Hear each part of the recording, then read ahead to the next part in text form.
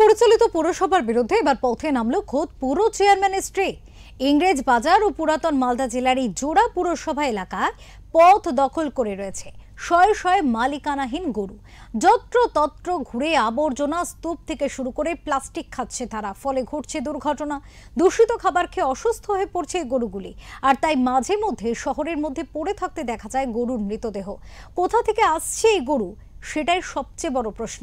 এই ঘটনায় তিতিবিরক্ত শহরবাসী। দেখুন।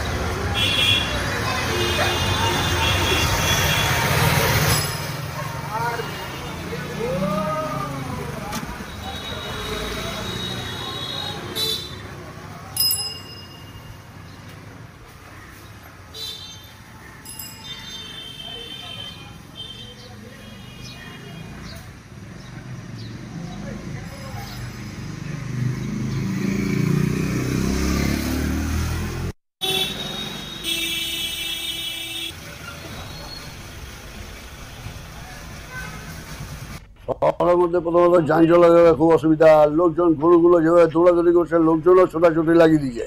আর গরুগুলো যেখানে সেখানে পড়ে থাকছে, যেখানে সেখানে রাস্তা আটকে দিচ্ছে, গাড়ি চালানো, অ্যাক্সিডেন্ট। আমাদের শহরে খুব অসুবিধা হচ্ছে।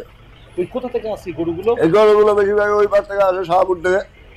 এসব গরু এসে রাস্তার টাউনের মধ্যে এত গরু, প্রশাসন দেখে না, কিছু করে না।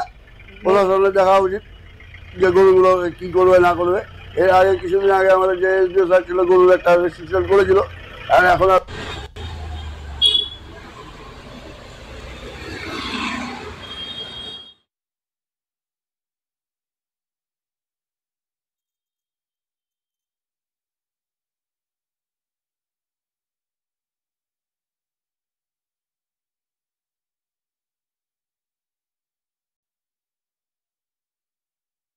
পুরসভার বিরুদ্ধে এই গরুগুলিকে নিয়ে পথে নামলেন খোদ পুরসভার চেয়ারম্যানের স্ত্রী। এই ঘটনা ঘিরে ইতিমধ্যে ব্যাপক চাঞ্চল্যের সৃষ্টি হয়েছে। পুরাতন মালদা পুরসভার চেয়ারম্যান কার্তিক ঘোষের স্ত্রী কস্তুরী দেব ঘোষ তিনি বলেন, আমরা থানা, পুরসভা এবং প্রশাসনের কাছে সংস্থা মারফত আবেদন জানিয়েছি এই গরুগুলিকে যাতে রেস্কিউ করা হয় এবং নির্দিষ্ট জায়গায় পাঠিয়ে দেওয়া হয়। পুরাতন মালদা এবং ইংরেজ বাজার এই দুটো এলাকাতে একই ছবি। আমরা বহুবার এই নোটিশ দিয়েছি, কিন্তু যারা এই গরুর মালিক তারা কিন্তু কোনো রকম অ্যাকশন নেয় না। এবং আমাদের এসডিও সাহেবের সাথে কথা হয়েছিল, মিটিং হয়েছিল, এবং এসডিও সাহেব দায়িত্ব নিয়েছিলেন যে এই গরুগুলোকে তোলা যাবে।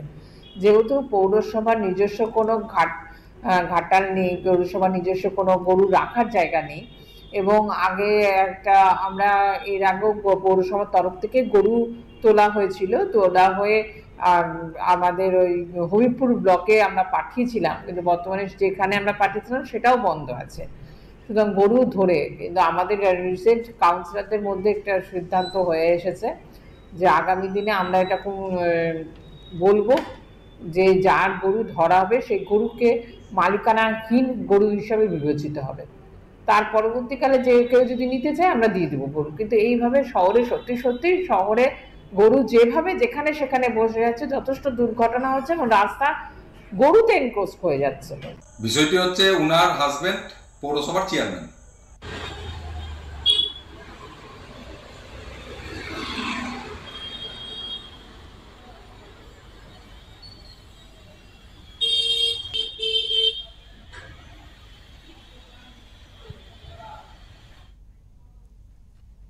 আর এই সমস্যার কথা স্বীকার করে নিয়েছেন তৃণমূল পরিচালিত ইংরেজ বাজার ও পুরাতন মালদা পুরসভা কর্তৃপক্ষ। বিষয়টি হচ্ছে উনার হাজবেন্ড পৌরসভার চেয়ারম্যান, যার দায়িত্বে শহরের পরিষ্কার পরিচ্ছন্নতা থেকে আরম্ভ করে সমস্ত দায়িত্ব আছে। তিনি নিজে ডেপুটেশন দিয়ে এটা কি প্রমাণ করতে চাইছেন আমরা এটা বুঝতে পারছি না। এরকম নাটক দেখার আমাদের অভ্যাস নেই। আমরা ভারতীয় জনতা পার্টির পক্ষ থেকে বারে বারে বলছি, পশু দপ্তরকে আমরা জানিয়েছি, রাজ্য সরকারের যে দপ্তর ডিএম অফিসকে আমরা লিখিতভাবে জানিয়েছি যে ইংলিশ বাজার এবং পৌরসভায় গরু যেগুলো বিভিন্নভাবে নদীর ধারে রাস্তার মধ্যে বিভিন্ন জায়গায় ঘুরে বেড়াচ্ছে, এবং তার থেকেও বড় কথা এরা বিভিন্ন ডাস্টবিনে, শহরের বিভিন্ন ডাস্টবিনে পড়ে থাকা প্লাস্টিকের বিভিন্ন খাবার খাচ্ছে, অসুস্থ হয়ে পড়ছে, মারা যাচ্ছে, একটা ভয়াবহ অবস্থা। কিন্তু আমরা এতদিন বলার পরেও এটা কোনো কার্যকরতা হচ্ছে না। তো এগুলো নাটক করে আমার মনে হয় না কোনো কার্যসিদ্ধি হবে। যদি সত্যি কিছু করার থাকে, দুই চেয়ারম্যান একসঙ্গে বসে এটার একটা প্রতিবিধান করুক এবং যারা মালিক তাদেরকে গরুগুলো ফিরিয়ে বাড়িতে রাখতে বলুন।